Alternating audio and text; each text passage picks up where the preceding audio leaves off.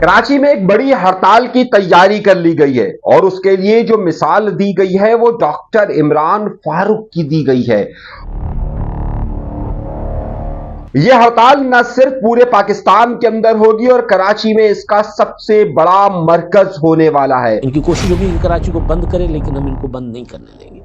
लेकिन डॉक्टर इमरान फारूक की बार बार मिसाल देकर यह बताया जा रहा है कि जरूरी नहीं कि केस कहीं का हो, यानी कि लंदन का केस था और जब कराची में हड़ताल हुई है तो अब फिर एक हड़ताल होनी चाहिए। उस हड़ताल में कौन कौन साथ देने वाला है और एक बड़ा ऐलान सामने आने वाला है, ये मैं आपको एक तहलका अंगेज रिपोर्ट आपके सामने रखने वाला हूं। इमरान फारूक का कत्ल हुआ था लंदन में और पूरा कराची जला। बिलावल भुट्टो जरदारी ने क्या मना किया है और आखिर वो कराची से क्यों नहीं जा रहे? इतनी बड़ी पेशरफ्त हुई तो जूम पर इजलास क्यों लिया? असल हकीकत, असल खबर कोई बता क्यों नहीं रहा है? खबर मैं देने वाला हूं आपको कि अंदर हो क्या रहा है। ये सवाल है, जवाब कौन देगा? फिर मार पड़ने वाली है, तैयारी पकड़ लीजिए और ऐसी मार पड़ेगी कि उफ, कौन कौन सी सियासी लोगों को मार पड़ने वाली है ये बताता हूं। सियासत की नई चाल, ताकत अब क्या करेगी, फैसला किसने किया है? आज के प्रोग्राम में मैं आपको देने वाला हूं बड़ी ही तहलका अंगेज खबरें और सिर्फ चंद खबरों का मैंने आपको इंट्रो दिया है, लेकिन आज के प्रोग्राम को आखिर तक जरूर देखिएगा। बेतहाशा खबरें आज आपके सामने मैं रखने वाला हूं। आइए गुफ्तगू के आगाज करते हैं। सबसे पहले अपने परवरदिगार के शुक्र से एक अहम पेशरफ्त और एक अहम चीज हुई है, लेकिन उस अहम चीज में मामला यह हुआ है कि क्या वाकई में पाकिस्तान पीपल्स पार्टी मौजूदा हुकूमत से अलग हो रही है। 2 रोज से पाकिस्तान पीपल्स पार्टी ने इस्लामाबाद के अंदर एक पता नहीं क्या उधम मचाया हुआ है और कुछ लोग ये कह रहे हैं कि पाकिस्तान पीपल्स पार्टी अब हुकूमत से अलहदा हो जाएगी, पाकिस्तान पीपल्स पार्टी अब अपोजिशन में बैठेगी, पाकिस्तान पीपल्स पार्टी ने ये कर दिया है, पाकिस्तान पीपल्स पार्टी ने वो कर दिया है। पीपल्स पार्टी ने कुछ बड़े फैसले किए हैं और सदर जरदारी से ऑर्डिनेंस पर दस्तखत नहीं लिए और यहां पर है कि बिलावल भुट्टो जरदारी, आसिफ अली जरदारी, फरियाल तारपुर साहिबा सब कराची में सुकून से शादी एंजॉय कर रहे हैं। ये सवाल है, वहां पर इतनी टेंशन, अच्छा इतनी टेंशन थी तो कल फिर ये फैसला हुआ कि चलो इस पर बड़ी मुशावरत कर ली जाती है। अब बड़ी मुशावरत के लिए उन्होंने कहा चलो भाई जूम पे मीटिंग कर लेते हैं। अब जूम पे मीटिंग ले रहे हैं, कराची में बिलावल भुट्टो जरदारी मौजूद है, सब अपने अपने ठिकानों पर मौजूद हैं, सब ने एक जूम पर मीटिंग यानी इंटरनेट पर एक मीटिंग ली और मीटिंग लेकर कहा कि देखिए ये ठीक नहीं हो रहा है, हम हुकूमत को आखिरी वक्त दे रहे हैं, ऐसा ना हो कि हमारे सब्र का पैमाना लबरेज हो जाए, वगैरह वगैरह वगैरह वगैरह जितनी। और मेरे भाई ऐसा कुछ भी नहीं हो रहा, सही है। दर हकीकत मामला यह है कि बिलावल भुट्टो जरदारी साहब का खानदान 14 तारीख के बाद कराची यानी सिंध को छोड़ेगा, ये बात आप जहन में रखिए। और आज है 14 तारीख। 14 तारीख को नवाबशाह के अंदर, क्योंकि आपके आसिफ अली जरदारी साहब का आबाई घर वहीं पर है और जाहिर है उनकी कम्युनिटी वहीं पर रहती है, जरदारी कम्युनिटी वहीं पर रहती है। तो जो फरियाल तारपुर साहिबा की बेटी की शादी हो रही थी या जो जारी है शादी, उसकी एक अहम तकरीब अब उनके आबाई इलाके के अंदर भी होगी, यानी वहीं पर होगी। आपको याद होगा कि ये खबर सबसे पहले मैंने आपको जब नवंबर दिसंबर में दी थी तो बहुत सारे लोग कहते हैं यार क्या अनीस भाई हर वक्त आप उस शादी का जिक्र कर रहे हैं, उसमें होने वाला क्या है। और अब आपने देख लिया कि पाकिस्तान भर के मीडिया से लेकर, इंटरनेशनल मीडिया से लेकर, लोकल मीडिया से लेकर, सारे यूट्यूबरों से लेकर सब उस शादी का जिक्र करते रहे। तो अब मैं जो आपको खबर दे रहा होता हूं वो आपको बहुत आगे का मैं बता रहा होता हूं, जो मेरे सामने हो रहा होता है। मैं आपको कोई तज्जिए पेश नहीं करता, अमूमन कोशिश करता हूं कि तज्जिए कम पेश करूं, मैं आपको खबर दूं और उस खबर का बैकग्राउंड भी दूं कि उसके पीछे क्या मामला था। तो मैंने जो आपको खबर दी थी वो इसी वक्त। अब हो क्या रहा है कि बिलावल भुट्टो जरदारी साहब ये सारे लोग 14 तारीख आज तक यहां पर है, कल आपको ये दोनों यानी बिलावल भुट्टो जरदारी और आसिफ अली जरदारी आपको इस्लामाबाद के अंदर मिल सकते हैं। अब कुछ लोगों ने क्या कह दिया, धुन छा गई है, पीपल्स पार्टी ने बड़ा फैसला कर दिया, पीपल्स पार्टी अलग हो रही है। उधर से वो जो इनके चमचे कुछ लोगों के वो ये कहते हैं नहीं नहीं भाई पीपल्स पार्टी हुकूमत के साथ ही रह रही है, कुछ नहीं हुआ। और मेरे भाई पीपल्स पार्टी टाइम गेन कर रही है। मैंने आपसे पहले कहा था, आप मेरी बात लिख कर ले लीजिए, ये सब एक प्री प्लान प्रोग्राम है। जो कुछ भी इनको करना है, बार्गेन करना है, वो 2027 के शुरू में होगा। ये बात मैं आपको 2 साल से बता रहा हूं। अब ये मैं कोई वो नहीं कह रहा कि प्रेडिक्शन से जादूगरनी नहीं है, ये मेरे पास इतलात है और ये ऐसे ही होगा। मगर ये तो खबर हो गई कि मैंने आपको दी कि ये जो बड़ी बातें हो रही थी कि ऐसा हो जाएगा वैसा हो जाएगा। अब अंदर की मैं आपको खबर दे रहा हूं। सियासत की नई चाल, चलिए अंदर की खबर देने से पहले मैं आपको एक बात बता देता हूं। ईरान का मामला इस वक्त अपनी शिद्दत इख्तियार करता जा रहा है, लेकिन ईरान के मामले पर हमारे यहाँ के बहुत सारे लोग इस वक्त मगरबी मीडिया से बहुत ज्यादा मुतासिर नजर आ रहे हैं। मैंने आपको पिछले दिनों भी कहा था कि जरा हकीकत को आंखें खोल कर देखिएगा कि हो क्या रहा है, क्योंकि हमारा यहाँ का मीडिया टोटल अपने पड़ोस में ईरान की मालूमात को भी अमरीकी मीडिया और यूरोपीय मीडिया से लेता है, बीबीसी से लेता है, CNN से लेता है, और वो ईरान के अंदर अपनी खबर देने के बजाय वहां से ईरान के अंदर शायद हमारे पाकिस्तान के मीडिया के उतने लोग मौजूद नहीं है जितने हमारे लोग वहां पर मौजूद हो, और वहां से मुझे खबर मिलती रहती है कि क्या हो रहा है, क्या नहीं हो रहा और क्या सूरत हाल है। लेकिन इस प्रोपेगेंडे को जरा ध्यान में रखिएगा, और ईरान के गिर्द वाकई में गहरा तंग किया जा रहा है। लेकिन ईरान के अंदर जिस तरीके से प्रोटेस्ट की कहानी सुनाई जा रही है, प्रोटेस्ट जरूर हो रहे हैं लेकिन इतने बड़े प्रोटेस्ट नहीं हो रहे। ये उसी तरीके का प्रोटेस्ट है कि कराची के एमेजिना रोड पर तहरीक इंसाफ वालों का प्रोटेस्ट चल रहा था, जलसा चल रहा था, और पूरा मीडिया ये बताना शुरू कर दे कि पूरा कराची बंद हो गया है, पूरा कराची निकल आया है और हर सड़क बंद है। ऐसा तो नहीं हुआ था। अगर आप भी इतवार के दिन निकले हो तो ऐसा नहीं हुआ था। तो बिल्कुल इसी तरीके से ईरान के अंदर हो रहा है। चंद जगहों के मुजाहिरों को जो उनकी हिमायती है वो अलग तरीके से पेश कर रहे हैं, उनके मुखालफिन अलग तौर पर पेश कर रहे हैं, और ये प्रोपेगेंडा वॉर है। दर हकीकत एक जाल में फंसाने की कोशिश है, और उसके बारे में मैं एक पूरा प्रोग्राम करूंगा। लेकिन क्योंकि बहुत सारे लोगों ने मुझसे इस बारे में पूछा था तो मैंने कहा था देखिए मुझे कुछ चीजें फिल्टर कर लेने दीजिए। मैं अगले वाले चैनल पर ईरान के हवाले से एक तफसीली खबर डालने वाला हूं। लेकिन मसला यह है कि मैंने अभी पिछले दिनों भी एक इजराइल के हवाले से खबर और ईरान के हवाले से खबर डाली थी, तो यूट्यूब ने मेरा वो चैनल्स पे फिर स्ट्राइक मार दी है। तो मसला यह है कि मैं क्योंकि एक बदनाम आदमी हूं, सच बताता हूं तो लोग जो है वो फौरन हमारी इजरायली लॉबी और ये इंडियन लॉबी और पाकिस्तान के कई लोगों को जो है वो पसंद नहीं आती, और वो फिर फौरी तौर पर जो है वो टक करके मेरा चैनल बंद कर देते हैं। तो वो एक ये इशू मेरे साथ चलता रहता है, लेकिन मैं आपको हकीकत बताऊंगा कि गेम हो क्या रहा है। अच्छा, अगली खबर की तरफ आता हूं। अब एक मामला ये हुआ है कि जनाब बेवाला पाकिस्तान तहरीक इंसाफ 8 तारीख को हड़ताल की कॉल दे रही है।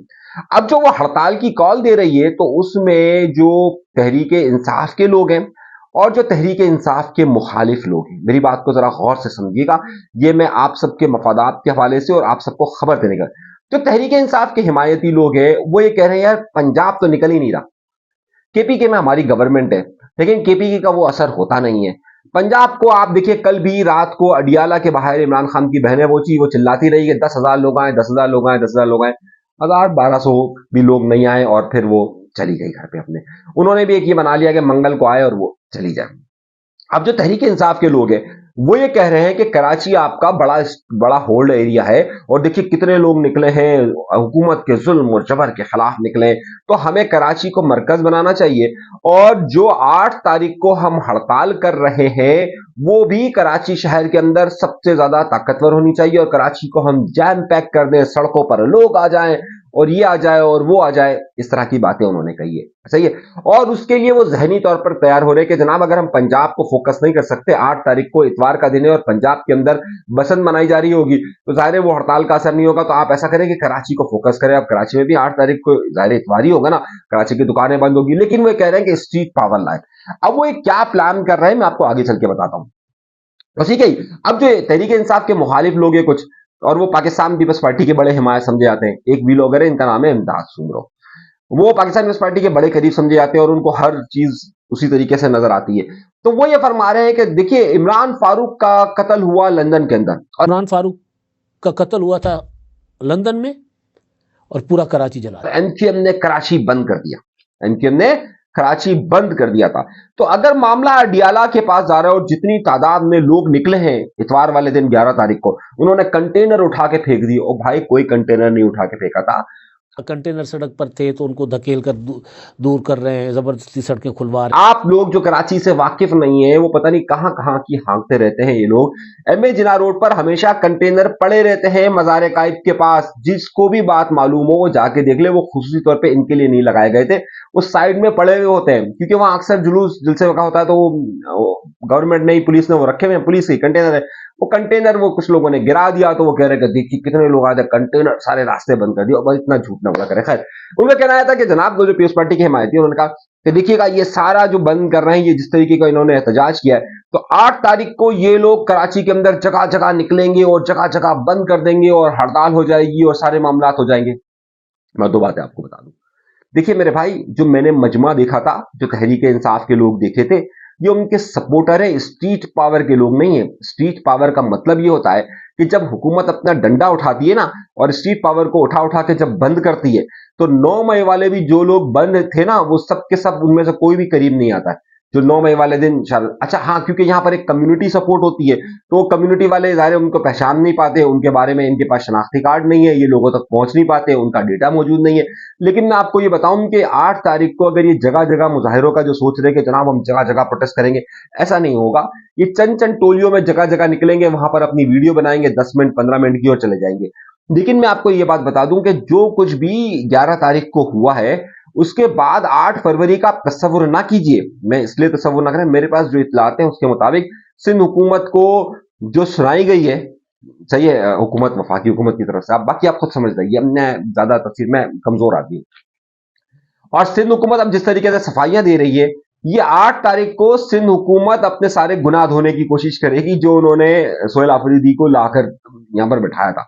तो अगर आप ये तस्वुर कर रहे हैं कि ऐसा कुछ मामला होगा, तो सिंध हुकूमत इसको किसी तौर पर भी बर्दाश्त नहीं करेगी और किसी तौर पर भी यहां पर वो चांस नहीं देगी। तो कुछ लोगों का ख्याल ये, खुद पीटीआई के अंदर बाकायदा मेरी बात हुई है, मैं आपको गवाही के तौर पर मैं आपको बता देता हूं, मेरे वफाक के जो इनके मेन इनके जो जिम्मेदारान हैं, जो लीडर हैं, उनसे भी गुफ्तगू हुई है, कराची में भी हुई। तो पीटीआई ये सोच रही है कि कराची में कोई बड़ा धमाका खेज करे, केपीके के अलावा पंजाब में वो कर नहीं सकते, उनके लोग आए। तो अब ये तस्वुर कर रहे हैं कि जनाब 8 तारीख को कराची के अंदर कोई धूम धड़ाका करे, एक दो जगहों पर जो है वो शहर गलियां बंद करें, वहां पर लोग निकले और सड़क बंद कर दे, फिर उसकी वीडियोज जाए कि पूरा कराची बंद हो गया। दरअसल तो पूरा कराची बंद नहीं करेंगे, लेकिन एक आध जगहों पर वो कर कर वो उसकी वीडियोज बनाकर ये साबित करेगा। और जाहिर इस बारे में जो पीटीआई का मीडिया है वो ज्यादा बताएगा कि भाई हमने देखिए पूरा शहर बंद कर दिया। वो पूरा शहर बंद नहीं होगा, वैसे 8 तारीख को शहर बंद होगा क्योंकि इतवार का दिन है, आमतौर पर बड़ी मार्केट्स बंद होती हैं, जो छोटी छोटी मार्केट्स होती हैं, जो इलाकाई मार्केट होती है, वो खुली हुई होती है।